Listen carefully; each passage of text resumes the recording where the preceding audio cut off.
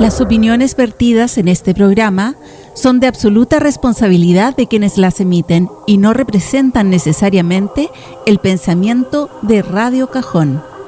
Candidatos 2025 en la zona de promesas. ¿Y tú? ¿Por quién vas a votar? Sí, tú. ¿Por quién vaya a votar, po? Acá comienza Candidatos 2025 en la zona de promesas. En el micrófono Claudia Maturana y Bea Alvarado, listas para diseccionar todo lo que necesitas saber para estas elecciones, desde una mirada femenina del poder y la política. Candidatos en la zona de promesas. Hola, hola, ¿qué tal? ¿Cómo están, queridos cajoninos y cajoninas? Quiero contarles que ya estamos llegando a nuestro último capítulo de Candidatos 2025 en la zona de promesas, y en esta jornada, bueno, me acompaña como siempre Catalina Cruz. Hola, hola a todos, vecinos, vecinas, vecines. Y también nos acompaña el candidato Juan Navarro Romero. ¿Cómo estás, Juan? Bienvenido. Muchas gracias por la invitación, Catalina, Claudia. Y bastante bien en el último trayecto ya de la campaña presidencial y parlamentaria. Eso. Bueno, nosotros nos conocimos el año pasado en las campañas para Core. Claro, ¿no? Sí. Bueno, ¿quién es Juan Navarro Romero? Es vecino de Puente Alto, egresado de Derecho de la Universidad de Chile y diplomado en Gestión Cultural Sostenible en el territorio de la UTEM, dirigente social, cultural y comunitario, con una larga trayectoria en el trabajo territorial. Fue presidente del Grupo Folclórico Palomar, vinculado a Margot Loyola, y actualmente preside la Corporación Cultural y Estudios Casa del Pueblo, organización que ha llevado arte, cine, liderazgo social y formación ambiental a barrios y localidades del Distrito 12. A nosotros nos tocó cubrir este año el aniversario de la Casa del Pueblo en el Centro Cultural de Puente Alto. Fue hermoso la puesta en escena. Su candidatura surge desde la experiencia en terreno con una mirada que busca conectar el Estado con las realidades cotidianas de las comunidades. Propone fortalecer la seguridad pública, mejorar la salud y la vivienda y garantizar un trabajo decente para todos. Presentado ya Juan.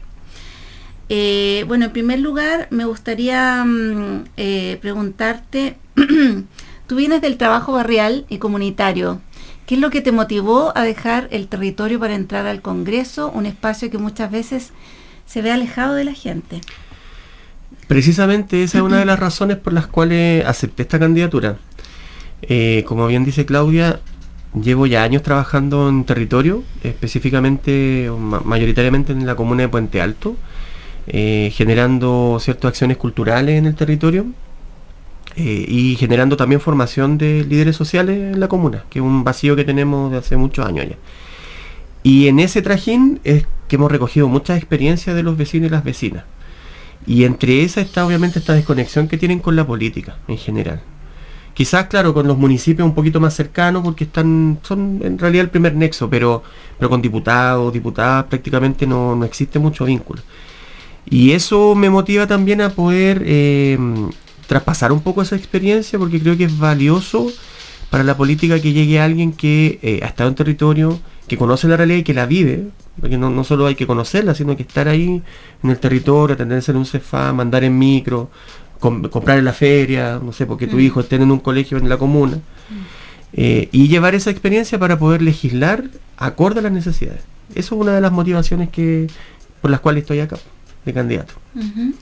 Qué buena, Juan. Mira, me gusta escucharte, saber también que te has preparado, porque para mí siempre es como un misterio qué es lo que hacen en el Congreso. De verdad que es un misterio, porque acá haciendo las entrevistas hemos aprendido harto de qué es lo que hacen, pero uno se siente como que mientras más aprende, más se da cuenta que poco van a poder hacer. ¿Cómo ves esa posibilidad de llevar esta experiencia, este contacto? Yo me llego a emocionar, te escucho y estoy emocionada. ¡Qué rico! Y nos va a ir bien.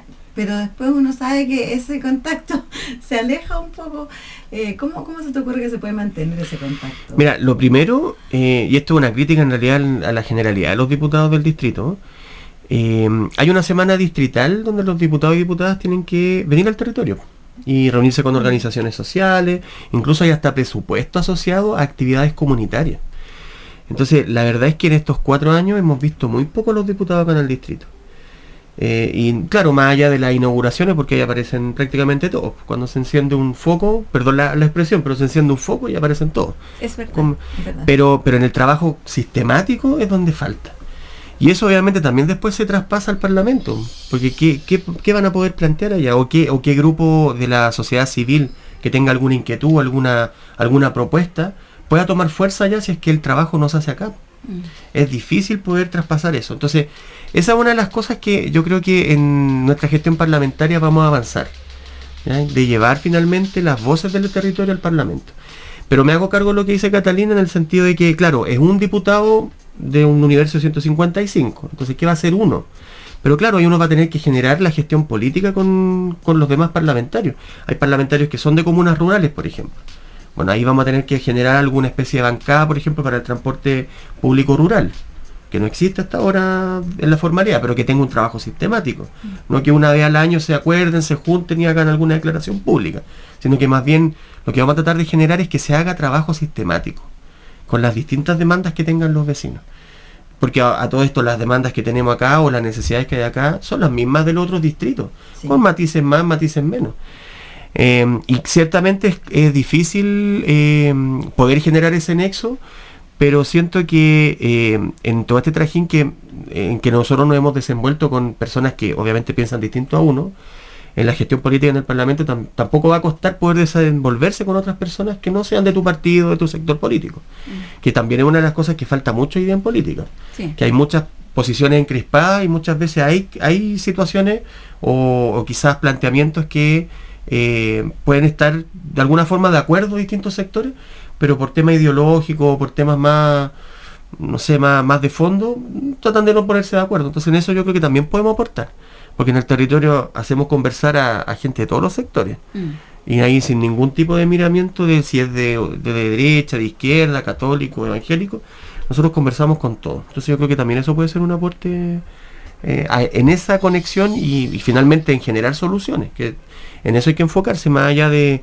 hablar mucho y eso hay que tratar de generar y gestionar soluciones. Juan, tú has sido muy crítico del abandono estatal en sectores populares. ¿Cuáles serían las 3 primeras leyes o medidas que impulsarías para cambiar esta realidad? En conocimiento, además, me imagino, del derecho y de cómo se debiera legislar, ¿no? Desde lo técnico, porque muchas veces en esta mesa yo siento que se confunden las propuestas, así como que podría tener un alcalde, un candidato a alcalde, versus una propuesta para ser parlamentario, que es distinto. Exactamente. Mira, de hecho, asociado a seguridad, en cuanto a prevención, una de las primeras medidas que nosotros vamos a empujar, para ser bien honesto, como implica recursos, el parlamentario no puede generar una moción que implique recursos, pero sí puede gestionar políticamente la generación de eso con el gobierno de turno, que esté. En este caso, seguridad, prevención respecto de financiamiento basal para generación de cultura y deporte en los territorios. ¿Por qué menciono eso y por qué va a ser una de las primeras medidas? Porque sin perjuicio de que existan concursos públicos o fondos concursables de distinta índole, son esfuerzos que no perduran en el tiempo, ¿ya? En el sentido de que no perduran porque tú te ganas un fondo y a lo mejor lo ejecutas en 6 meses o en un año y puedes generar una tremenda actividad, impacto en la comunidad, pero luego el financiamiento se termina y ese impacto deja de tener, ¿cierto?, una influencia o un beneficio en la comunidad. Lo que nosotros planteamos es que existan financiamientos basales y obviamente hay que partir primero por los lugares más conflictivos en cuanto a delitos, ¿ya? De tal forma de que de forma permanente los niños y niñas adolescentes puedan tener acceso, ¿cierto?, a desarrollo cultural, porque de esa forma, ¿cierto?, lo sacamos del delito, ¿cierto?, del flagelo de la droga, etcétera. Lo mismo con el deporte, y eso lo digo también de la experiencia porque hemos fomentado proyectos, pero insisto, que no son permanentes, donde se genera un impacto tremendo en la comunidad, se recuperan espacios públicos, pero lamentablemente como no tienen el financiamiento permanente, luego el delito vuelve a tomarse los espacios. Entonces esa es una de las primeras cosas. Y la segunda, respecto al tema de salud, en el caso de nuestro distrito tenemos déficit de CESFAM. Entonces lo que queremos hacer es generar una coordinación, ¿cierto?, en el distrito, con los alcaldes también, para generar la instancia. En el caso de Puente Alto necesitamos la construcción de 2 nuevos CESFAM, porque hay CESFAM que están en triple capacidad hoy en día. Entonces eso implica distintos elementos respecto de lo que es la demora en la atención. Pero a su vez hay un punto importante que tampoco nos estamos haciendo cargo acá en el distrito, que es respecto de la salud preventiva y comunitaria. Entonces eso implica netamente gestión. ¿Para qué? Para que los municipios puedan ejecutarlo. De hecho, Puente Alto está pensando en ejecutarlo. Entonces, ¿eso qué genera? ¿Cierto? Se pueden tratar enfermedades base, ¿cierto?, en las comunidades, asociándose con organismos vecinales, ¿cierto? Lo que va a generar un ahorro también en la cadena de la salud pública, en este caso en la primaria, SAR, de ahí hacia arriba. ¿Por qué? Porque se va a atacar desde la base, ¿cierto?, y en el mismo territorio, lo que va a generar también mayor amplitud en cuanto a cobertura. ¿Ya? Esa es la segunda cosa. Y la tercera, respecto del currículo académico, esto en educación, creemos que hay que modernizarlo, ¿cierto?, mejorarlo, y ahí lo que nosotros planteamos son, lo primero, que se revise, ¿cierto?, la cobertura que existe hoy día en filosofía, ¿ya?, principalmente, y en historia, porque creemos la necesidad de que hoy en día con la sociedad tan volátil que tenemos, en el sentido de las redes sociales, de internet, del flujo tremendo de información que tenemos, necesitamos que los niños y las niñas tengan capacidad también crítica de poder analizar. A propósito también de todas las fake news que existen, que precisamente en periodos electorales se exacerban, pero uno las ve a la orden del día en cualquier periodo. De tal forma que los niños tengan la capacidad de poder reflexionar, de pensar, porque creemos que de esa forma también podemos mejorar la sociedad. Eso es obviamente un cambio y una propuesta, una política que tiene que ser permanente en el tiempo, pero hay que empezarla desde ya. ¿Ya? Porque vemos hoy día, hay mucha influencia yo diría negativa en algunos aspectos de las redes sociales, los juegos a los que acceden los niños y niñas, que finalmente los alejan de la posibilidad de poder desarrollarse en plenitud. Y eso genera una serie de otros factores de riesgo, porque en soledad, por ejemplo, es mucho más fácil que caigan en otros flagelos. Perdón, Catita, antes de salir de este tema de salud y educación, y específicamente, Juan, ¿cómo lograr, digamos, avanzar en estas mejoras, ¿no?, en los servicios de salud y educación, si en casos como la comuna de San José de Maipo tenemos una corporación que está quebrada, con problemas de sueldo, tanto en educación como hoy día en salud? Sueldos impagos, o sea, sí, ya ni siquiera las cotizaciones. Claro, estamos hablando de sueldos. Hoy día de los sueldos del área de salud. Claro. Entonces, ¿cómo podemos avanzar si todavía ni siquiera solucionamos, digamos, el tema de los sueldos del personal que ya existe? ¿Cómo podríamos contratar nuevo personal para echar a andar un nuevo CESFAM que es tan necesario acá en el Cajón, por ejemplo, que no existe? Claro, mira, en el caso de la corporación de acá de San José, ahora en educación hay un administrador provisional, ¿cierto?, que está hace alrededor de 6 meses, precisamente que viene a hacerse cargo de la crisis que existía, ¿cierto?, donde los funcionarios llevaban meses donde no tenían el pago de cotización y se la iban pagando a medida que la ISAPRE o FONASA reclamaba finalmente la cobertura, y la pagaban como para que el trabajador no perdiera la cobertura. De eso se hace cargo en realidad la ley de educación respecto de lo que son los SLEP. Sí. De hecho, acá nosotros el 2027 pasamos al SLEP Los Viñedos. Sí. Bueno, y de hecho también este gobierno, haciéndose cargo de la crisis que hay acá en San José, en lo que plantea Claudia, es que nombra este administrador provisional para que pueda generar la transición al SLEP de forma correcta y sin deuda. Obviamente un desafío tremendo porque arrastra deudas de hace más de 2 años, incluso más, me quedo corto, creo. Y acá yo iría también un poco al fondo, porque ambas áreas, tanto educación como salud, las manejan los municipios, y los municipios lamentablemente tienen financiamiento dispar. Por eso también hay un fondo en lo que es la Asociación de Municipalidades que tiende a equiparar un poco los fondos, de hecho, y ahí yo creo que hay que avanzar en lo que es el financiamiento de la Asociación Nacional de Municipalidades. ¿Cómo? Mira, hay una propuesta de un candidato de derecha que plantea eliminar lo que son las contribuciones. No sé si lo han escuchado ustedes. Bueno, precisamente ese tipo de medidas genera un efecto contrario a lo que estamos conversando acá. ¿Por qué motivo? Porque las comunas más ricas son las que pagan las contribuciones y financian a los municipios de menores recursos como San José, Puente, en realidad todos los del Distrito 12. Entonces, hay que generar un mecanismo que permita un financiamiento más permanente y que no dependa solamente de tributos que son transitorios. No sé si me voy a entender. ¿Y cómo lo ves tú eso? Mira, yo con el gobierno de Janet Jara yo lo veo factible. Porque en este caso, obviamente yo apoyo a Janet Jara, es mi candidata presidencial, y ella quiere avanzar en explorar nuevos tributos, ¿ya?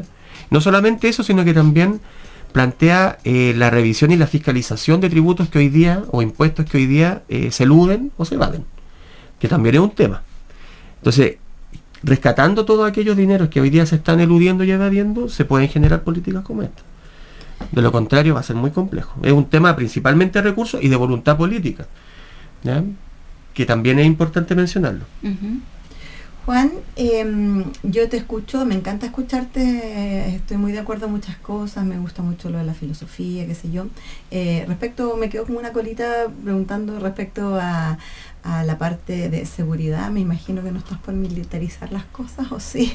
Espero que no. Ahí te pregunto para que me contestes. Y también te quería preguntar que aunque tú dices que las problemáticas son más o menos parecidas, en realidad sabemos que no, que por ejemplo Puente Alto tiene un problema de criminalidad y de pobreza y de vivienda muy grande, y nosotros tenemos un problema de conectividad, claro. y tenemos problemas medioambientales también, y del agua, ¿no es cierto? Son dos problemáticas más o menos distintas y son graves las dos. ¿Cómo se hace eso para juntar esta...? Sí, bueno, hay una aclaración de mi parte que yo planteaba que me faltó decir que las comunas rurales, ¿cierto?, tienen más o menos similitudes en la región metropolitana.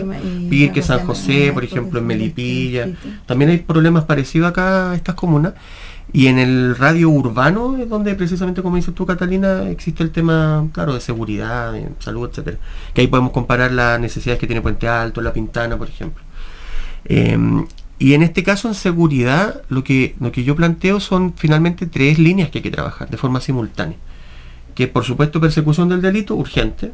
En eso yo creo que la mayoría lo plantea. Prevención. Y lo otro es la reinserción, ¿ya? Entonces, vamos a la primera, ¿ya? Que de repente dicen que nosotros los de izquierda nos cuesta hacernos cargo de eso. Yo creo que al contrario, porque vivimos a diario cuando llega la mercadería que se dice cuando llegan los fuegos artificiales. Yo lo tengo en la esquina de mi casa. En este caso hay varias medidas que hay que plantear. Primero, el aumento de dotación de carabineros. Eso es una urgencia. De hecho, en Puente Alto son alrededor de 200 carabineros que circulan para una población gigantesca. Entonces es un problema, y eso si lo llevamos, por ejemplo, acá en San José pasa algo parecido, no dan abasto. Entonces ahí hay que hacerse cargo de dos cosas. Una es cómo traspasamos ciertas funciones de carabineros que son de índole administrativa a otro ente. Y ahí entra lo que es la ley de seguridad pública municipal. Que ahí podemos traspasar funciones que hoy día Carabinero ejecuta, que son administrativas, por ejemplo, notificaciones que todavía las hace. Bueno, ¿por qué no las puede hacer la policía municipal o la seguridad pública municipal? Una pregunta que yo hago y algunos me han respondido que es factible. Por cierto que es factible, se podría. Por ley se pueden traspasar esas facultades. De tal forma de que Carabineros... Cuando están contratados, ¿no? Por un tema de responsabilidad administrativa. Por supuesto, claro que sí. Pero hay muchos que no lo están, que claro, están a honorario. Por supuesto, y ahí también la ley tiene que hacerse cargo de eso, que tienen que ser contratados, al menos a contrata, en este caso, para los municipios. Tiene que haber, obviamente la ley se hace cargo de eso. Ajá. Ahora, también ese aumento de votación tiene que ver con cómo podemos ampliar o garantizar que se amplíe la permanencia de Carabineros en servicio activo. Entonces ahí hay que generar un incentivo por lo menos para que aumente en 5 años. Y eso también tú puedes generar una redistribución de aquellos carabineros que van a permanecer 5 años más en labores, ¿cierto?, de oficina, que por supuesto hay que mantenerla en Carabineros, y de tal forma de los demás estén en territorio. Y lo otro importante que, por cierto, que hay inseguridad para todos, que es la circulación de armas. Hoy día hay muchas armas que están inscritas correctamente, pero como no existe un seguimiento tan exhaustivo, una fiscalización de eso, no sé, por ejemplo, te pueden robar un revólver, pero tú no lo denuncias o queda ahí. Bueno, y esa arma circula y se ocupa para generar delitos. Bueno, tiene que haber una agencia nacional de armas que primero catastre las armas nuevamente de forma sistemática y pueda también perseguir lo que es el arma hechiza que existe también en nuestras poblaciones. ¿Estamos por más armas o menos armas? No, menos armas, por cierto. Porque es una inseguridad tremenda. O sea, por un lado las personas no están adecuadas, ¿cierto? Necesariamente a utilizarla, ni psicológicamente ni materialmente, porque no lo ocupas frecuentemente. Entonces, si vas a repeler un delito, puedes hasta autoinferirte un daño o inferirle daño a tu familia. Es una cuestión que está comprobada. O sea, hay otros países como Estados Unidos donde ustedes ven a la orden del día tragedias precisamente por el mal manejo de armas y que están inscritas y todo el asunto. Bueno, y en prevención yo se lo mencionaba anteriormente respecto de el plan de rescate de barrios, que esto es algo que hay que hacerlo de forma urgente también. Pero no solamente desde la perspectiva de perseguir el delito, que hay que hacerlo. Y ahí hay que aplicar inteligencia policial también, porque ya la inteligencia lamentablemente se ocupa para otras cosas. Investigan a dirigentes sindicales, investigan a estudiantes universitarios, estudiantes secundarios, pero no para dirigentes perseguir ambientales. Por supuesto, se me quedan en el tintero, también lo investigan, pero ¿qué daño hace? ¿Qué daño hacen ellos? Ninguno. Ajá. Ahí lo que tiene que ocuparse en este caso la inteligencia policial es para perseguir el delito, perseguir la ruta del dinero, perseguir a los narcos, que son los que desde otros lugares manejan el narco que funciona en nuestras poblaciones, porque el tipo o la tipa que vende droga en la esquina no es el pez gordo. Estamos claros de eso, ¿cierto? Entonces hay que generar inteligencia también ahí. Bueno, y en cuanto a prevención, yo les decía... ¿sí? Y desde el Parlamento, ¿cómo ¿qué se podría modificar de la ley para específicamente perseguir, por ejemplo, la ruta del dinero? Hay una ley, de hecho, que lamentablemente hay 2 diputados del distrito que rechazaron, que lo voy a decir con nombre y apellido, Jimeno Sandón y Álvaro Carter. Yo no sé a qué le tienen miedo, no tengo idea, que respecto del levantamiento de secreto bancario, que es una medida tremendamente necesaria. ¿Saben por qué?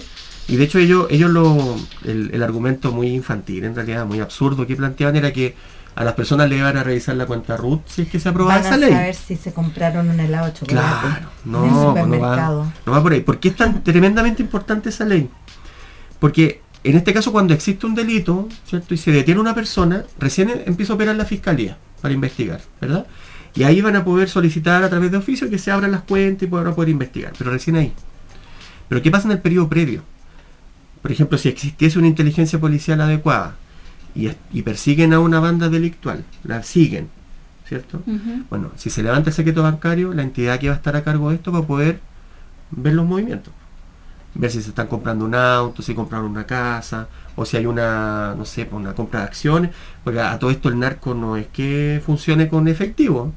No se puede tampoco, no se pueden comprar autos por efectivo. Compran acciones, compran Bitcoin, compran casas, compran autos, etcétera. Entonces, ¿por qué es necesario levantar el secreto bancario? Para poder también atacar ahí.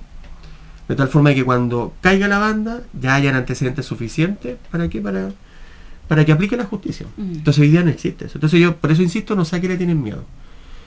Yo se los pregunto. A ellos, ¿no? A ellos que rechazaron, y era una ley que estaba bien armada. No es que una ley que digamos que haya tenido falencias técnicas o haya tenido vacío. O sea, para nada. Perdónanos, pero nosotros tenemos que preguntar esto porque es lo que la gente quiere escuchar. Cuenta. Y como tú sabes que estamos en el territorio y ya entendí toda esa parte de los 3 pilares que están muy interesantes. De hecho, el pilar, te voy a decir de verdad, a nivel político total, el pilar que a mí me parece más importante son las clases de filosofía, para que la gente empiece a pensar de una forma diferente, tengan un pensamiento más crítico. Pero insisto, en la conectividad, ya sí. Te contaba que tenemos problemas de conectividad. Las personas acá somos una sola calle gigante, larga. Entonces necesitamos un poco ese tipo de cosas, y también nos preocupa mucho lo medioambiental. Sí. También son preocupaciones nuestras. ¿Cómo se juntan eso? Sí. Bueno, en el tema de transporte, vamos por partes, vamos al tema de transporte. Claro, acá en San José de Maipo existe una sola empresa, ¿verdad? Existe, digamos, un monopolio, porque no existe la competencia entre distintas entidades, pensando en que el transporte lamentablemente tiene que ser privado por la constitución que tenemos. Ahí falta fiscalización, porque en definitiva es el Ministerio de Transporte el que hace las concesiones y genera los permisos, ¿ya? Y obviamente hay contratos asociados a ese servicio. Entonces ahí los diputados y diputadas tienen la posibilidad de, mediante oficio, mediante gestiones políticas o gestiones, ¿cierto?, desde el índole parlamentario, poder solicitar explicaciones, porque acá sabemos que hay irregularidad en el transporte de San José de Maipo, ¿cierto? Hay problemas de frecuencia, de calidad de las micros, idoneidad de los choferes, trato de los choferes, porque yo también ando en micro cuando vengo al cajón, cuando no vengo en auto.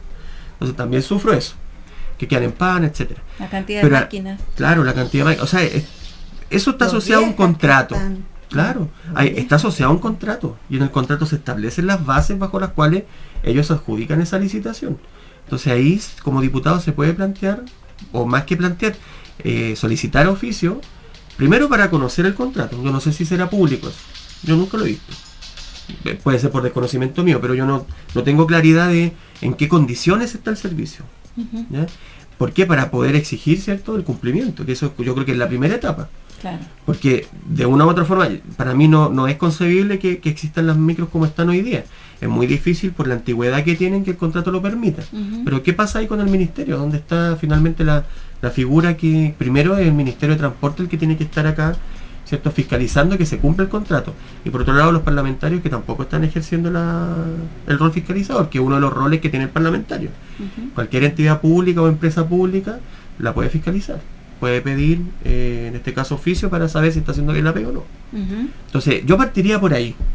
Primero para saber en qué términos está el contrato, y si es que hay un incumplimiento grave, bueno, ahí se puede exigir la rescisión de ese contrato y hacer una nueva licitación. Es interesante lo que tú dices, Juan, porque a veces no sabemos, yo lo he preguntado harto, y se va abriendo un poco el abanico de qué es lo que hace un parlamentario. Claro.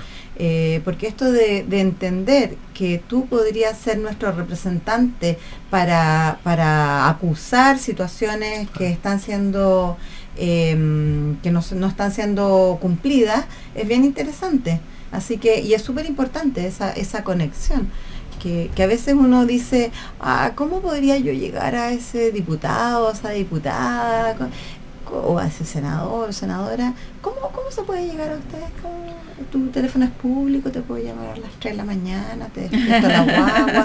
¿Cómo se puede hacer eso? No sé, es una pregunta que se me ocurre. Mira, de hecho, dentro de las propuestas que nosotros, más que propuestas, este es un compromiso que yo adquirí cuando asumí esta candidatura, que respecto al trabajo, va a sonar muy obvio, pero el trabajo parlamentario yo lo voy a hacer en serio.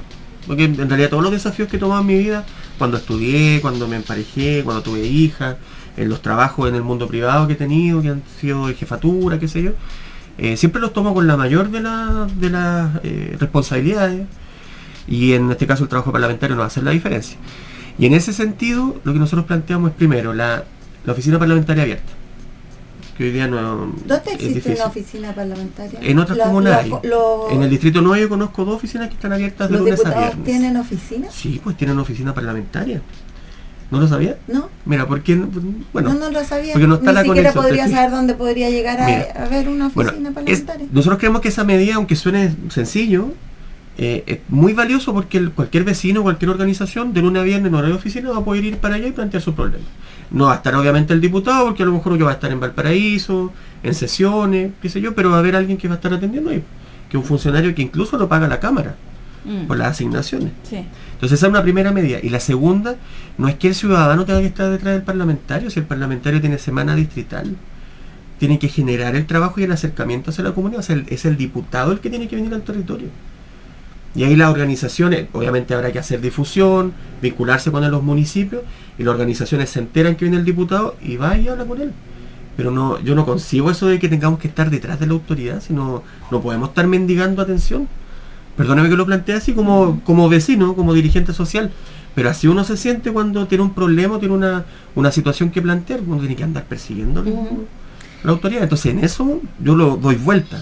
O sea, el diputado tiene que estar acá, y ese es el compromiso que yo adquirí. Claro, cuando estábamos trabajando para el proyecto de nueva constitución, por supuesto que el proyecto 1, me sentí muy conectada con las personas que estaban escribiendo esa constitución, porque yo estaba, a veces me acuerdo un día que las votaciones estuvieron hasta como a las 4 de la mañana, y yo así 3 de la mañana, así con un ojo abierto y el otro cerrado, así que están, y yo tenía conexión directa por el WhatsApp con los convencionales. Con los convencionales. Entonces tenía respuestas, entendía de qué se trataba. Y se supone que esa constitución se estaba escribiendo de la misma forma que es la Cámara de Diputados.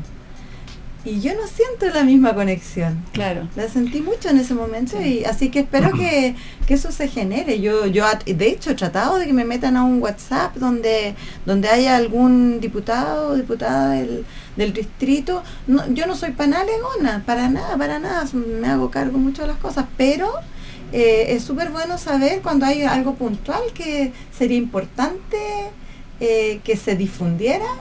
Sería importante tener esa conexión. Sí. Bueno, y lo último que te quería decir en eso, Catalina y Claudia, bueno, dentro de todas las asignaciones que tiene el parlamentario, tienen celulares a disposición. Yo no sé para qué lo ocupan hoy en día, para ser bien sincero. Entonces nosotros lo que tenemos planeado es tener celulares para los funcionarios, obviamente, que van a trabajar con nosotros, pero también un celular ciudadano, que precisamente responde a lo que planteabas tú, Catalina, donde los vecinos puedan mandar un WhatsApp, puedan mandar un audio y nuestros funcionarios puedan verlo. Claro. De tal forma de poder gestionar. Porque hay muchas cosas que, claro, a lo mejor van a escapar de la función parlamentaria, legal, digamos. Pero nosotros no nos vamos a quedar ahí. O sea, la idea es que también seamos un nexo y un gestionador desde el punto de vista ciudadano también. O sea, Sí. nosotros podemos ser una fuente de información. Claro. También. Mira, justamente a raíz de lo que estábamos comentando acerca del transporte, bueno, recordarle también a la gente que nos está escuchando, que recién se suma a este programa, que estamos en una conversación con el candidato a diputado Juan Navarro por nuestro distrito 12.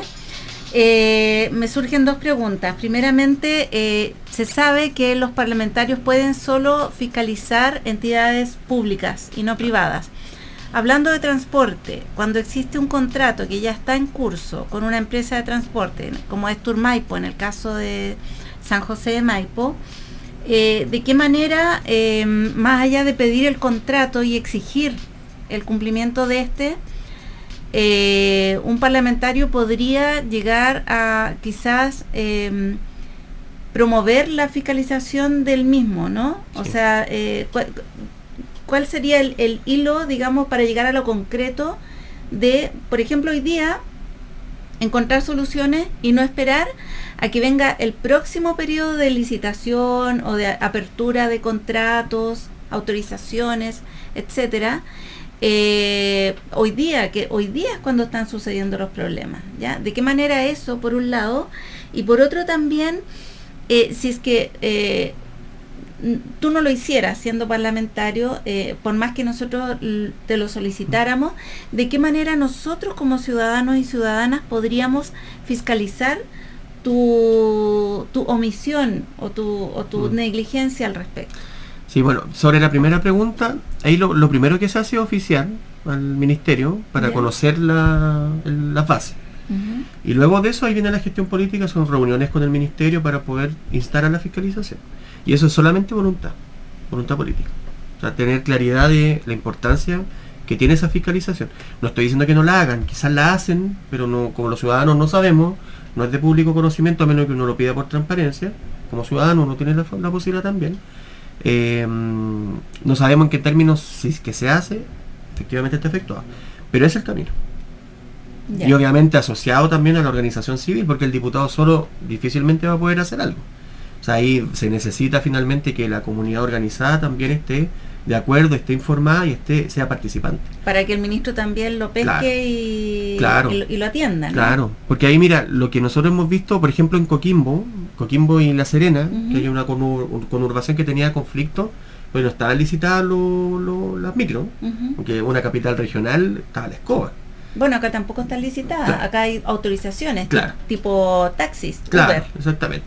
Bueno, ¿qué se hizo ahí? Fueron mesas tripartitas, donde estaban las organizaciones sociales de distinto índole, estaban los empresarios que estaban con la licitación y el ministerio. Bueno, y ahí estaba también metido los parlamentarios y en este caso las dos alcaldías. Se hizo una mesa de trabajo. Y ahí se generó las bases para poder licitar. Y hoy día están licitando allá en Coquimbo y La Serena. Perfecto. Entonces también ese es un camino. Por eso les digo que también es importante que la organización y los ciudadanos también se involucren en la solución, Sí. no solo en el problema. Y en eso, por cierto, que las autoridades también tienen que facilitar el camino. Y ahí voy a la segunda pregunta. Porque hoy día no existen mecanismos explícitos para que el parlamentario, por ejemplo, se involucre con la comunidad. Ujú. O sea, no es que la ley te diga, ya el diputado tiene que hacer un cabildo mensual, no existe eso. Queda como a discreción. Queda a discreción del diputado en cuanto a qué tanta voluntad tiene de poder involucrar a la comunidad. Perfecto. ¿Ya? Ahora, respecto de la fiscalización de los ciudadanos, en la constitución que se planteó el 2022, existían mecanismos incluso de remoción. Cuando el diputado o la autoridad pública en general electa no incumplía finalmente su labor, su mandato. había omisiones, como dice Claudio. Lamentablemente en la constitución actual no existe eso. ¿Ya? No existe el mecanismo para que los ciudadanos finalmente puedan exigir el cumplimiento de algo del programa, por ejemplo, que plantea un candidato, o exigir la renuncia o remoción o algo por el estilo, Ujú. ante abandono de deberes o algo por el estilo. En ese sentido hay un blindaje y lamento decirlo, pero no estoy para nada de acuerdo, porque las autoridades siempre tienen que estar bajo el escrutinio público. Claro. Esa es mi postura. Sí. O sea, si yo llego a ser electo y lo estoy haciendo mal, debiese estar la posibilidad de que la ciudadanía me saque.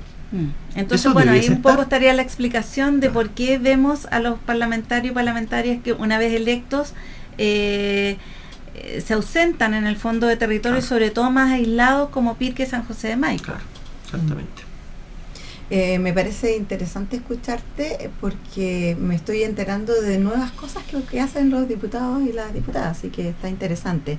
Pero yo he estado reflexionando, escuchando las noticias y qué sé yo, y hay situaciones en que a mí me molesta profundamente que se vote políticamente. Ya. Te lo digo porque, por ejemplo, ahora creo que viene hoy día la votación del juez Ulloa y están todos así como que sí, como que hay unos que pueden votar que sí, otros que pueden votar que no.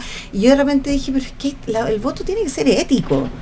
Hay cosas que de verdad no podéis negar que hay un juez corrupto, que está tan corrupto que tiene corrupto aún la manzana hasta podría, no quedan ni las pepas. Claro. ¿Ah? Entonces es obvio. Entonces, pero la bancada dice que hay que votar tal cosa. Entonces, me pregunto, ¿cómo se hace? Porque tú eres representante del Partido Comunista. Claro. ¿Tú votarías como por el Partido Comunista? ¿O qué le podríamos decir a las personas que dicen, me tienen hasta aquí la política? Porque cuando la gente dice me tienen hasta aquí la política, lo que le tiene hasta aquí son los partidos políticos que votan como en bloque, saltándose de repente la ética. O no votan. O no votan. O se escapan de la sala. De no hecho, votar. tenemos tres, de hecho que hay dos que son del Distrito 12 actuales que se fueron a meter al baño cuando había que legislar respecto a la reforma tributaria. Así es. Y están de candidatas ahora, 2 en el Distrito 12. Y yo digo, ese tipo de cosas son las que a uno le dan rabia, ¿no es cierto? Sí, totalmente. Entonces, ¿cómo se puede hacer eso, Juan, para... Yo sé que tú participas de un partido político, ¿cómo se hace toda esa junta? Mira, comparto plenamente lo que plantea Catalina, en el sentido de que también es una de las causas por las que existe tanta desafección de las personas comunes, como corrientes como nosotros, con la clase política. Y ahí yo hago una distinción, porque existe efectivamente una clase política que viven de la política y lo han hecho durante 20 años, 30 años, desde el retorno a la democracia. Hay personas que viven de 16 años. Y además que ganan También. mucha Y plata, ganan mucha entonces plata. como que ya entran en otro estatus. Se desconectan, pues. en Exactamente. otra dimensión, Exactamente. Mira, por ahí yo te respondería en el sentido de que, si bien es cierto, yo milito en un partido, soy representante de ese partido, pero siempre el diputado tiene la facultad de poder, de forma discrecional, decidir una votación, bajo las normas éticas que corresponden. En ese sentido yo siento que estamos sí del lado correcto de la historia, porque en este caso las votaciones importantes, en general casi todas las votaciones, nuestro partido siempre estaba del lado correcto. O sea, por ejemplo, la reforma de pensiones nosotros estuvimos de acuerdo, en el tema de la reducción de las 40 horas, de la reducción laboral también, y en temas también medioambientales también hemos estado en el lado correcto. Pero sin perjuicio de eso, como te digo, siempre está la facultad también de la conexión que tenga la autoridad con la comunidad, también votar en función de eso. Y ahí es donde claramente hay un problema, porque hoy día tampoco las autoridades tienen esa conexión, entonces tampoco tienen un insumo distinto al de sus partidos finalmente para votar. Por eso existen, y ustedes son testigos de que hay órdenes de partido, porque hay leyes que uno las lee y uno dice, bueno, el beneficio va a ser tremendo, pero así todo hay partidos que votan en contra porque hay una orden de partido, hay algo ideológico detrás que no les permite eso es lo que votar. me molesta, sí. Pero eso también responde a que no hay conexión con las comunidades, o sea, no hay comunidad que te presione a ti como parlamentario porque tampoco te vinculas con ellas. No le otorgas, ¿cierto?, la importancia que tiene, porque finalmente las organizaciones sociales son las que están de cara al territorio, son las que viven, ¿cierto?, las problemáticas. Entonces, si la autoridad finalmente no se vincula con ella, tampoco va a existir ese insumo que te digan las organizaciones. Pongamos un ejemplo hipotético, que haya una ley en torno a los permisos medioambientales.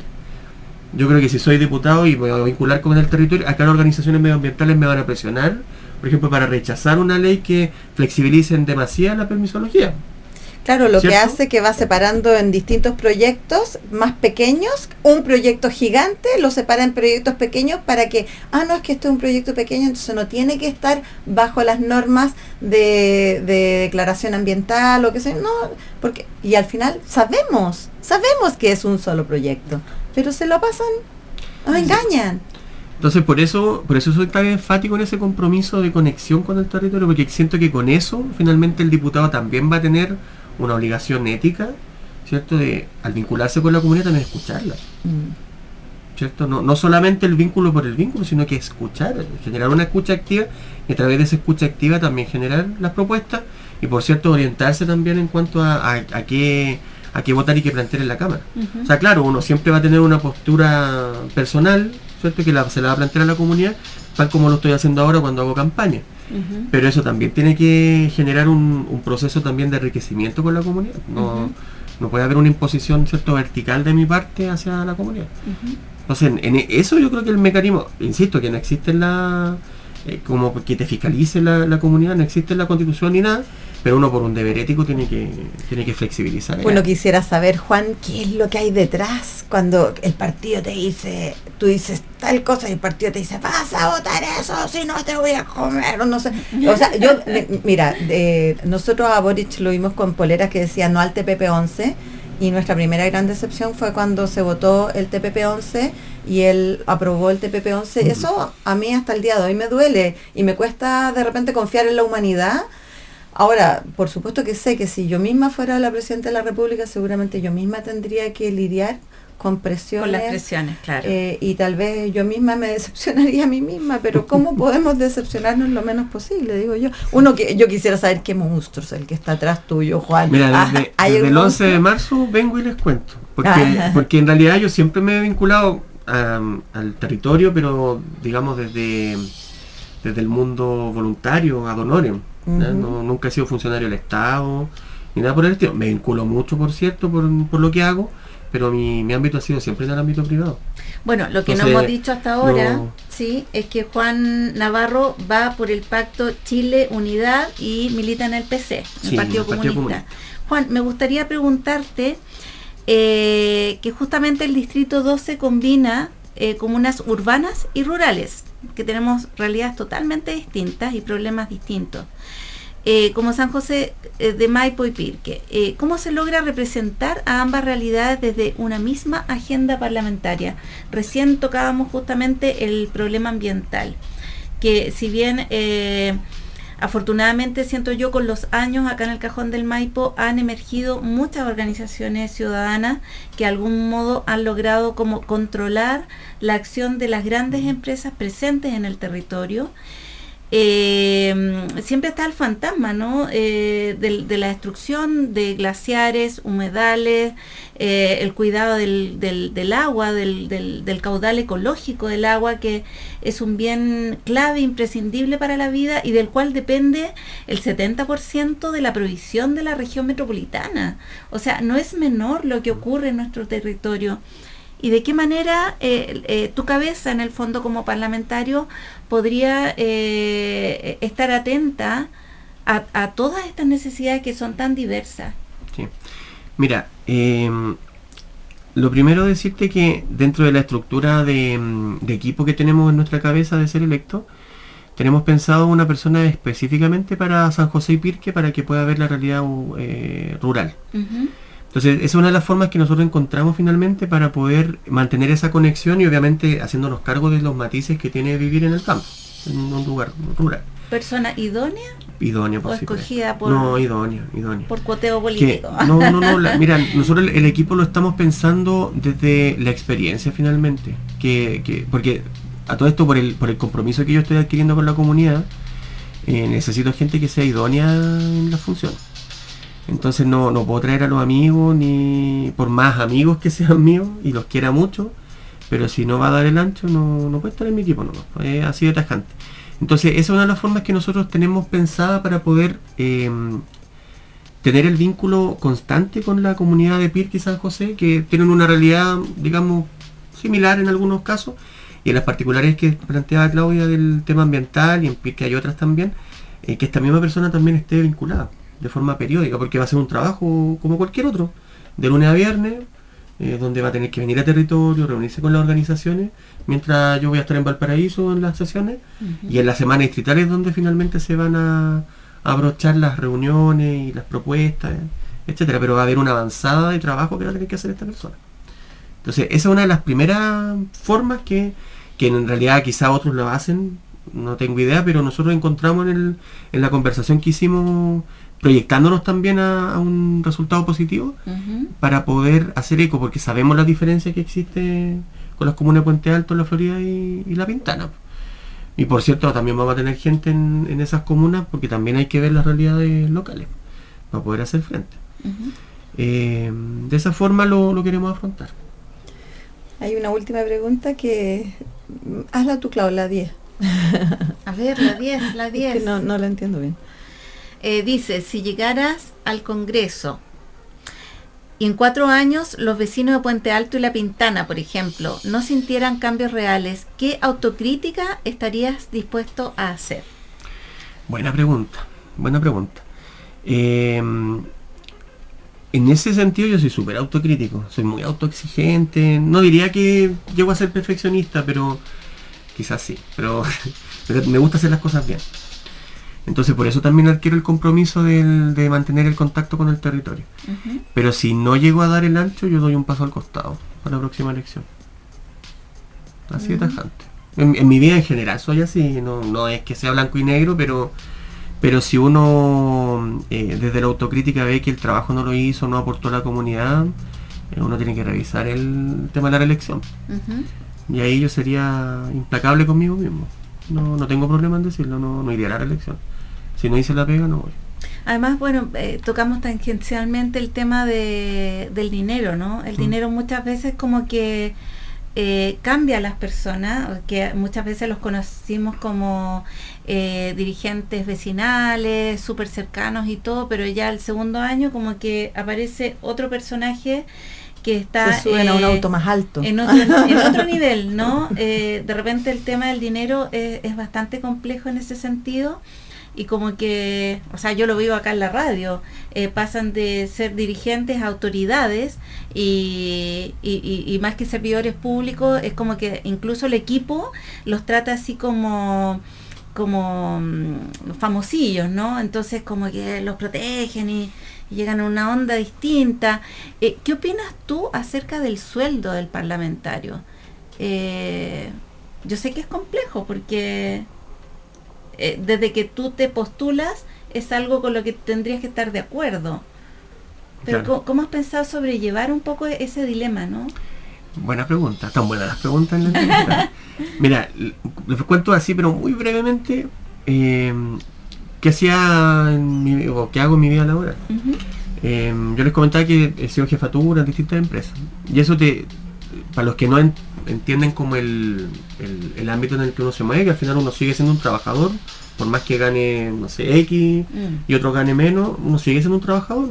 Si no te levantáis no ganáis para comer. Yo siempre lo he entendido así. Entonces, en los trabajos donde yo he estado de jefatura, incluso alguno me costó la salida, porque yo siempre me pongo en lado de los trabajadores. O sea, si yo veo una injusticia o cualquier cosa, yo, independiente del estatus en el que esté, estatus entre comillas, nunca me pierdo ahí. Ujú. Entonces, ¿cómo llevo eso al Parlamento? Por cierto que el sueldo que tiene el parlamentario, la dieta que tiene el parlamentario, para mí excede, yo creo, el estándar mínimo. ¿En cuánto está ahora la dieta? Cerca de 7 millones y algo. Para mí es un exceso.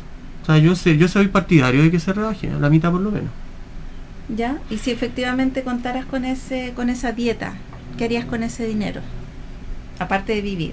Sí, mira, ahí hay posibilidades de donar, por ejemplo, a organizaciones que hagan la pega en el territorio. Yo estaría disponible a ayudar en eso.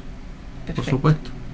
Sí, porque insisto, o sea, de hecho también tenemos pensado, tenemos hartas cosas que hemos conversado con el equipo que hemos formado, de disponer de algunos recursos ahí para hacer actividades y cosas por el estilo.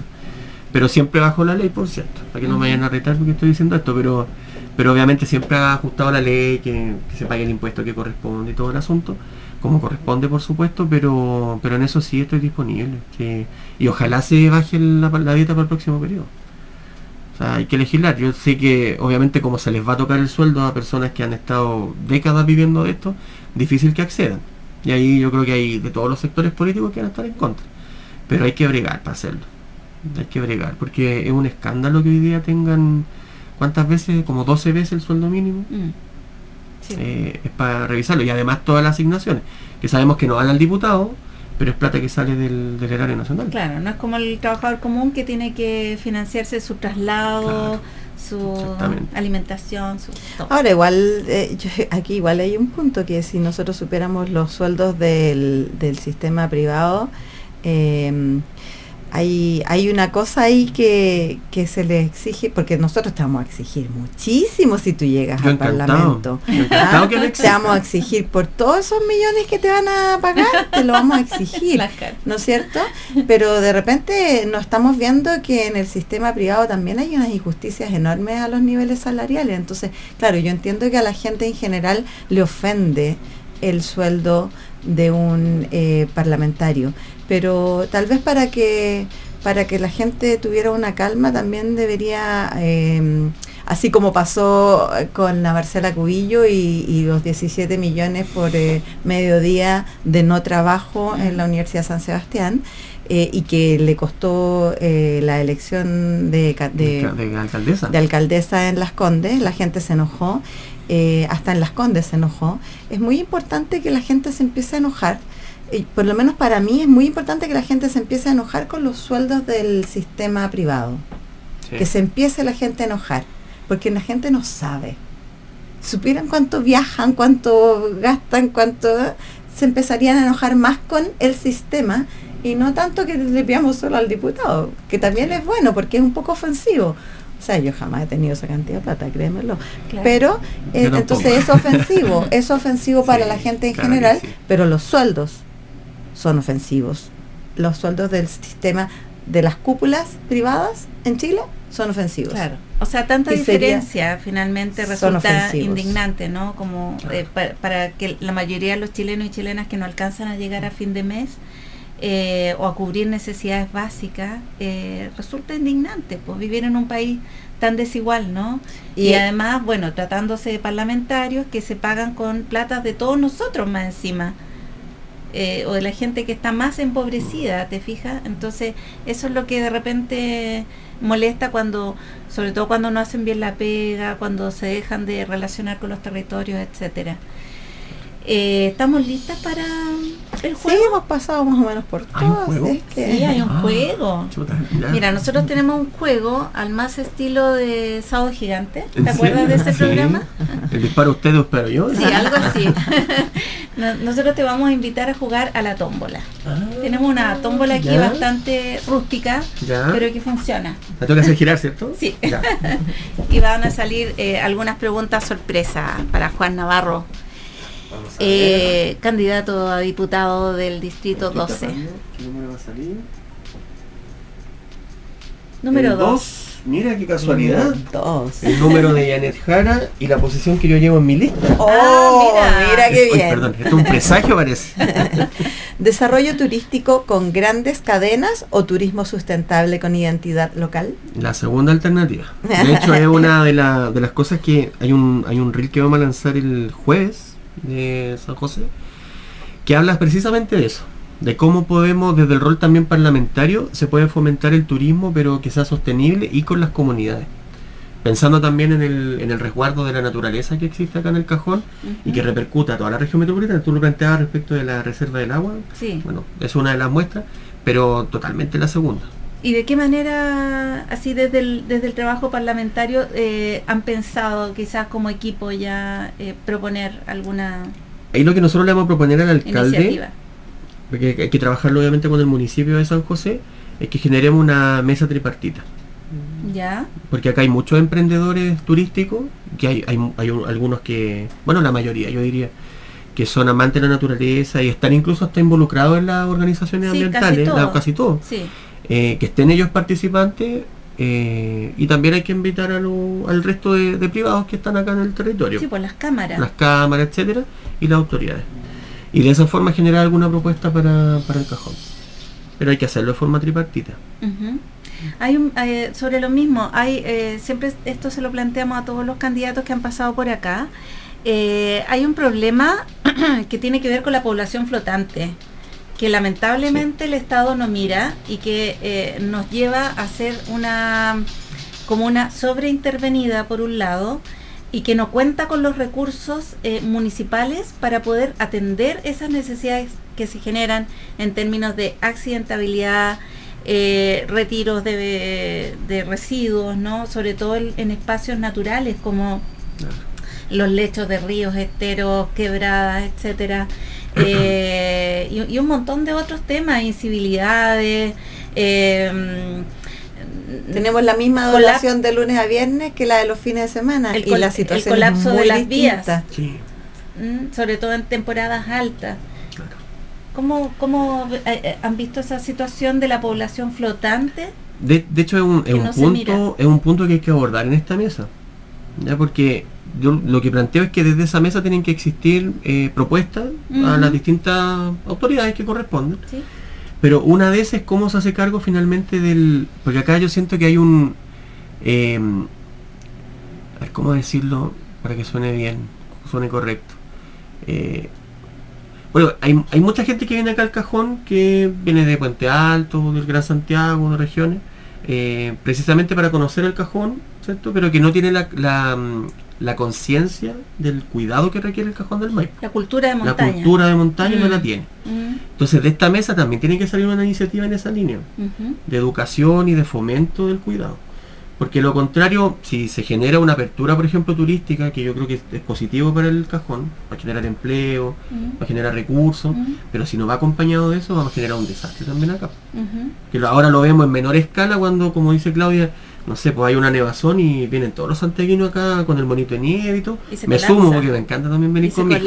Pero se colapsa. Sí. Si hay un accidente, colapsamos las postas rurales, los caminos. Que a los vecinos y finalmente encerrados. Los vecinos son los que ven esa afectación. Entonces, ¿cómo se hace cargo de eso? Es difícil porque para el Cajón, para salir del Cajón hay 2 vías nomás, ¿cierto? Que es la principal y el Toyo. Entonces, difícil hacer una tercera. Ahí no soy técnico, no soy ingeniero ni nada de eso, pero hay que ver alguna forma también de poder hacerse cargo de esos momentos, porque los van a seguir existiendo siempre. Pero por ejemplo, mira, hace poco, tiempo atrás, se generó justamente como un cambio en la normativa en que se multa a aquel visitante que por conducta temeraria se provoca en el fondo un accidente en que hay que rescatarlo y por ende movilizar grandes recursos del Estado, como es el helicóptero, que cuesta como 1 millón cada vez que se mueve para rescatar gente. Y al respecto se han hecho propuestas desde las comunidades, como por ejemplo poner una especie de peaje para el visitante, pero después se dice que eso no se puede porque el camino no es carretera, o por ejemplo poner multas, ¿no? Otro tipo de multas. ¿Tú estás de acuerdo con ese tipo de iniciativas más como punitivas de algún modo? Yo diría que sí, pero asociado al elemento educativo. Pero si es necesario para resguardar el cajón, yo no estaría en desacuerdo. Porque el elemento educativo no está funcionando, No, pues se claro. ha hecho de todo ya. Y eso tampoco es que tú lo implementes e inmediatamente tenga efecto. Eso va a demorar un par de años en que la población esté consciente. Porque la información ya está en redes sociales, la gente sabe que está contaminando y aún así le da lo mismo. Sí, igual es profundo, por eso te digo que es como no es tan inmediato, porque es un tema más allá del solo Hasta del aquí cuidado, sino que es llega un tema cultural. Candidatos Pero en tú lo la ves, por zona de ejemplo, yo soy de Puente promesas. Alto. Esta Tú ves adrenalínica que las entrevista calles para definir de las 8 de la quiénes mañana, serán nuestros literalmente, con un representantes en la refrigerador, Cámara de televisión, y uno Diputados. dice, Nos volvemos a encontrar el ¿cómo próximo sacas viernes eso? Sí, a las 19 hazte cargo en tu Radio basura, Cajón sí, una vez 105.9 Entonces, o en imagínate que eso ocurre en otros lugares. www.radiocajón.cl. Ya estás hay informado. personas van a Ahora ir acá solo y queda van a lanzar votar. lo que Ya, sea. y si no, Una no botella, reclamemos. una botella de vidrio, un Un colchón, en lo el que sea. estero. Entonces es un tema también, por eso plantea el tema educativo, porque va también respecto de cómo no solo cuida el cajón en sí, sino cómo ordena su vida, cómo también respeta al otro. Es un tema también de valores, Sí. que es bien profundo, que hay que trabajarlo con el colegio, en la familia. Es bien profundo. Por eso te digo que yo no estaría en desacuerdo de estas medidas más punitivas de si, no sé, pues si quieren subir más allá del Baños Morales, que paguen un peaje, por último, para que duele que el lo paguen bolsillo. en las vizcachas. O bueno, si en las Para bizcachas poder mucho financiar mejor. el retiro Claro. de toda la mugre que van a dejar por último, ¿no? Yo Ahí habría hace- que estudiar la forma de poder hacerlo. Hace tiempo que vengo pensando que debería hacerse un programa, se lo he dicho a tantas personas, pero nadie me pesca, que de poner una enorme cantidad de carteles educativos y amorosos. Por lo menos a mí lo que me sirvió, no sé, uno llegaba al Parque Pumalini y te decía que usted esté acá no es un derecho, es un privilegio. Y todo cambia cuando tú empiezas a ver las cosas como qué suerte tengo estar en un día lindo, voy saliendo, entonces voy sacando el energúmeno que traigo de la ciudad y me voy soltando a una experiencia más amorosa, más de cuidado, más lenta, más, ¿no es cierto? Pero eso yo digo, desde que uno entra, deberían decirle buenos días, que tenga buen día, aquí hay una bolsita de papel, aquí deje su basura y cuando vuelva tráigalas de vuelta. ¿Ah? No deje más basura, y así carteles amorosos, lindos, y cuidando y enseñando, haciendo la filosofía de los que ya no pasaron por filosofía en el colegio, haciéndola en el camino con un sistema de carteles amorosos, bonitos. Digo yo. Vamos a otra pregunta. Bueno, ya, Tire la vamos de nuevo a tómbola. la tómbola. Tírala despacito para que no se demore tanto. A ver qué número le Ahora le aparece al engaña, candidato. El Es- 5, el 6. ¿Ah? El 7. Ah, Mira, oh, el El 7. 7. el 7. ¿Cuál será el número 7? Dice, si Santiago necesitara más agua, pero eso afectara el río Maipo, ¿a quién le daría la prioridad? Difícil. Sí, pues, Difícil. difícil.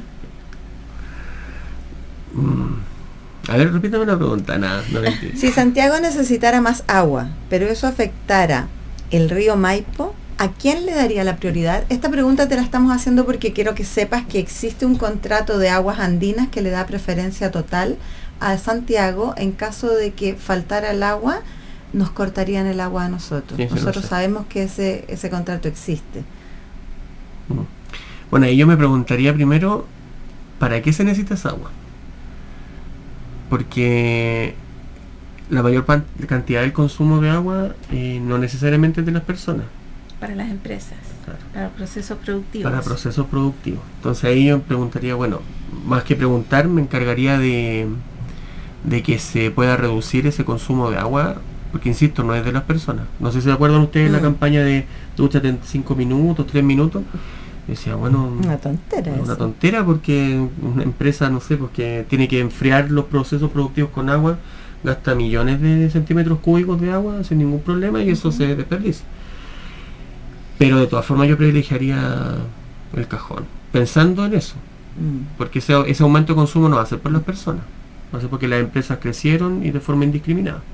Claro, aun cuando eso conllevara a cortes de agua en la ciudad, ¿Sí? ¿sí?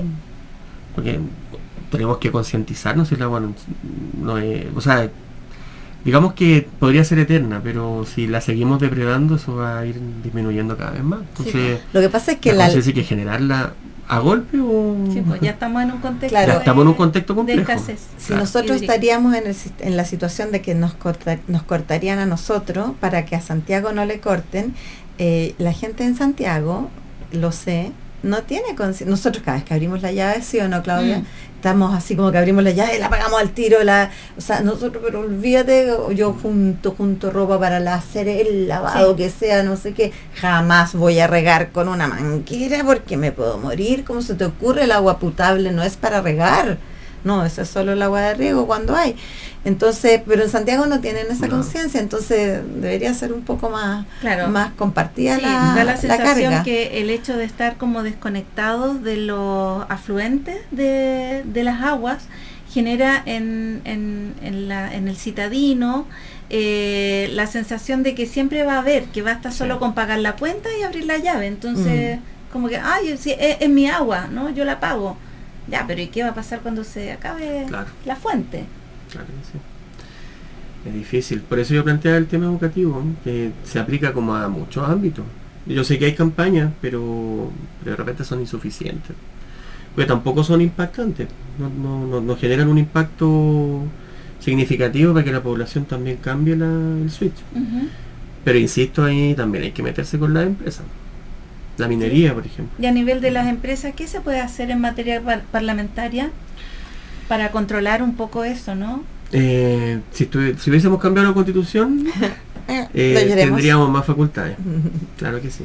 Pero hoy en día es muy escaso. De hecho, acá hemos hablado de la ley minera. De la ley- Lo hemos hablado, ¿no?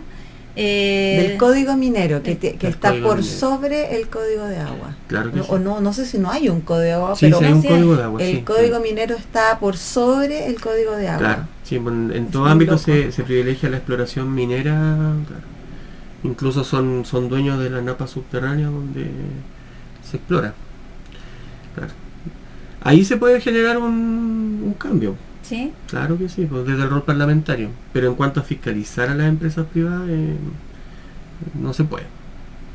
No se Claro. puede. Lamentablemente no, por la eso. Constitución no te lo permite. Solo la... Eso es gracias al principio del Estado subsidiario. El Estado recién se mete cuando no hay suministro. Juan, ¿y existe, esto es una pregunta de mí como ignorante en el tema, ¿existe la posibilidad de hacer algunos cambios en la Constitución? ¿Existe? ¿Se Sí, puede? claro, está el proceso de reforma. Lo que pasa es que hoy en día, con la Constitución actual, Dejar de ser subsidiario sería básico. claro, lo que pasa es que Eso es lo que rige toda la Constitución, sí. ese es el espíritu de la Es el espíritu de la Constitución, y eso es lo que Constitución. no se ha podido cambiar. entonces, claro, por más que cambies cositas pequeñas, un artículo por aquí por allá, el principio rector va a continuar. Y ese no se puede cambiar, es el espíritu. Eso se intentó el 2022. Es que había que hacer la Constitución nueva, pero Claro. no existe un resquicio para tratar de cambiar esa palabra. Es que de hecho, imagínate, en la Constitución actual en ningún lugar dice Estado subsidiario. No lo dice en ningún lugar. Eso es parte de la, O sea, de la doctrina está en jurídica. todas las leyes que están. Pero claro, tú ves que finalmente el Estado no tiene las atribuciones para intervenir en la banca, no sé, por la empresa privada, las minerías, nada. Es por ese principio. O sea, se habla en doctrina del principio del Estado subsidiario, pero la Constitución no lo dice. Yo pensaba Pero que lo decía. se desprende de lo que establece cada artículo de su cuerpo. Ujú. Claro. Entonces, por eso te digo, si quisiésemos cambiar ese principio, habría que cambiar la Constitución, hacer una nueva. Bueno, Juan, ya estamos pasaditos de la hora de entrevista, así que ya estamos llegando al final de este programa Candidatos 2025 en la zona de promesas. Pensamos que ya es el último programa porque ya estamos en la semana de cierre de campañas y todo. Te deseamos mucho éxito y nos gustaría quizás unas palabras tuyas para Éxito, cerrar Juan. este último programa. Bueno, primero agradecerle el espacio. Yo soy asiduo visitante del Cajón, con conciencia, sí, siempre con conciencia. Y mi familia también. Bueno, y hablarle a los vecinos y vecinas del Cajón, que conozcan mi propuesta, que se metan a Instagram, Diputado Navarro en mi perfil, lo cambié ahora recién, por si acaso, hace poquito. para que ahí vean cuáles son las principales propuestas. El jueves va a salir un reel del Cajón del Maipo específicamente con propuestas para acá, para que lo vean. Y principalmente invitarlos a que voten el 16 de noviembre, porque es muy importante lo que se decide ahí. Vamos a decidir si queremos que el país siga avanzando en derechos sociales, en derechos para las mujeres, ¿cierto? Con la propuesta que tiene Janet Jara, o si queremos correr riesgo con retroceso. Para ser bien franco, hay candidatos que plantean retroceso importante en derechos sociales. O sea, si los pensionados hoy día gozan con una PGU que no es lo que quisiéramos, hay candidatos que plantean cambios para ponerlo en riesgo. Y lo mismo los derechos de las mujeres. Todo lo que han conseguido, incluso hasta la ley de cuidadoras, se pone en riesgo en cuanto a financiamiento por propuestas que tienen ciertos candidatos. Entonces, por eso invitarlos a que se informen, porque lo que se decide el 16 de noviembre es muy importante. Por nuestros hijos, por los más pequeñitos, hay que pensarlo bien en esta elección, porque pueden generarse cambios muy, muy tremendos. Bueno, y en cuanto al distrito, como les decía, invitarlas a que conozcan mi propuesta. Soy un dirigente social de la comuna de Puente Alto que lleva un trabajo en territorio y quiero traspasar ese trabajo a la labor parlamentaria. Sé que va a costar porque no todos van a estar de acuerdo en que se trabaje de esa forma, pero yo siento que es lo que corresponde. Y ese es el principal compromiso, más allá de las propuestas de campaña que uno puede establecer, pero lo que sí o sí voy a poder cumplir es el trabajo en territorio. Y en eso me comprometo en un 100%. Así que invitarlo, digo mi número para que lo sepan, es el C59. Voy en el Pacto Unidad por Chile, que es el pacto del oficialismo. Y que apoyamos, por cierto, a Janet Jara en la opción presidencial. Ok, bueno, mucho éxito, Mucho Juan. éxito, Juan. Gracias. Gracias, Cata, por habernos Gracias, acompañado en esta conducción de estos programas. Ha sido mucho tu aporte y tu visión también desde tu trayectoria, sobre todo en la Asamblea del Manzano. Así que gracias también a todas las personas que nos acompañaron durante esta serie de programas. Invitarlos a que compartan todos los programas. Hemos entrevistado a varios candidatos y candidatas a parlamentarios. Y bueno, después no se quejen, pues, si es que no se informaron. Así que si la diputada que escogen se les esconde en el baño. eso. Así que un abrazo para todos y todas que nos escucharon. No dejen de sintonizar la 105.9 Tu Radio Cajón y en www.radiocajón.cl. Chao, chao. Chao, chao.